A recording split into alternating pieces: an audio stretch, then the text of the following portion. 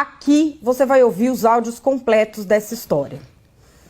Senador Rodrigo Cunha, o mais votado do estado de Alagoas, disse que não apoia Jair Bolsonaro porque Jair Bolsonaro defendeu o assassino da mãe dele, Ceci Cunha. A deputada Ceci Cunha, do PSDB, foi assassinada no ano de 1998, um pouco antes de ser diplomada pelo TRE do estado dela. Foram assassinados ela, o marido, a sogra e o cunhado, enquanto preparavam a festa da diplomação dela. O acusado foi o primeiro suplente da coligação, deputado Talvânia Albuquerque.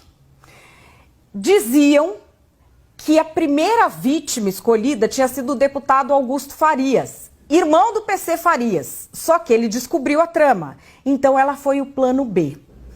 O Talvani conseguiu passar de primeiro suplente a deputado, só que acabou sendo cassado pelos pares em abril de 99. Jair Bolsonaro foi o único deputado que discursou a favor dele na Câmara dos Deputados. Isso é um fato. Foi o único.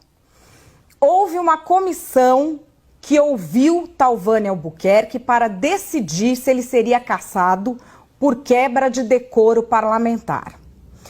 Eu tirei aqui um trecho do depoimento de Talvânia Albuquerque, lembrando que ele foi efetivamente condenado a 103 anos de prisão por ter sido o mandante desse assassinato. Ele e 2 assessores dele, Jadielson Barbosa da Silva e José Alexandre dos Santos, além de mais 2 ajudantes e de um matador que tinha o apelido Chapéu de Couro.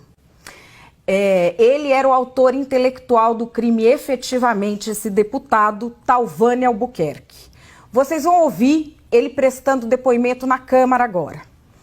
Então, a partir deste momento, o deputado Talvânia Albuquerque, condenado a 103 anos de prisão pelo assassinato da deputada Ceci, que era a que tinha a vaga que ele assumiu, sendo inquirido pelo ex-deputado Moroni Torga. Vamos ouvir.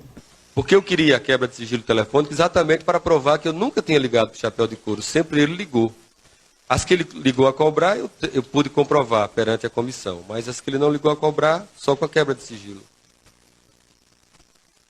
Aquela parte do telefonema, o que ficou de fora do telefonema que o senhor disse que foi cortado?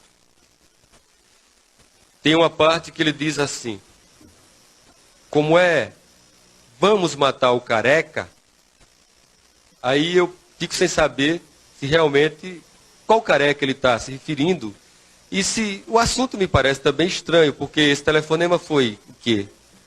Foi mais ou menos novembro, tal. Aí eu digo, que careca? Ele diz o Augusto. Isso eu me lembro perfeitamente que ele usa o termo Augusto, ele usa esse nome. Eu digo, não, que é isso? Isso é um dos trechos da conversa que foi cortada. E existem outros trechos, porque nessa conversa, o Jadielson fala também com o Chapéu de Couro. E não aparece. Então essa ligação foi cortada mais ou menos 50%. Mas me diga uma coisa.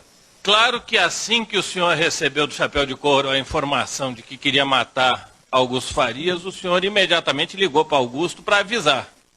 Claro que eu não fiz isso. Primeiro porque o Chapéu de Couro é uma pessoa de alta periculosidade.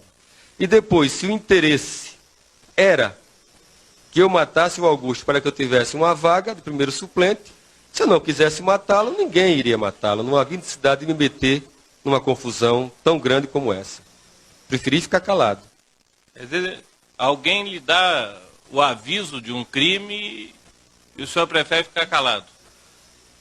Deputado Moroni Torga, se alguém vai propor ao senhor que mande me assassinar e só o senhor tem interesse nesse assassinato, se o senhor não o fizer, ninguém o fará. Não havia razão para preocupação. Então o senhor tinha interesse nesse assassinato? De forma nenhuma. Mas o senhor acabou de dizer que só... Eu disse o seguinte, se alguém o procura e mostra interesse... O senhor disse que O único que tinha interesse no assassinato era o senhor. Não fui eu que disse. Não. As notas taquigráficas estão aí. Não, mas eu estou levando em consideração a condição de suplente. Está claro. Não, eu levo a consideração a condição de ser humano. Eu não quero mandar matar ninguém. Se alguém vem me dizer que vai matar um colega, de imediato eu ligo pro colega e digo, olha, tem um fulano de tal aí que está se oferecendo para te matar, meu amigo. E por que vai ser eu o único? Quer dizer, isso eu não entendi dessa parte. Me explica melhor. Exatamente isso que eu falei com o senhor. Tem que se ver o binômio, periculosidade do indivíduo com quem eu estava lidando. E primeiro que o interesse, presumível interesse, seria do primeiro suplente. Então, se eu, primeiro suplente, não queria matar, ninguém mais ia querer. Portanto, o deputado não estava correndo perigo de vida. Tanto que não morreu, está vivo. Bom, esse foi um dos pontos da quebra de decoro.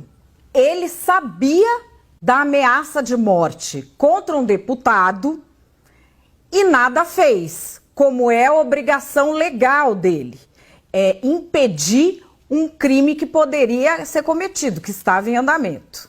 Aí vem o ponto 2. Ele contribuía financeiramente com a família do matador, o tal do Chapéu de Couro. Eu só falei com Uai, seu app de vídeos curtos.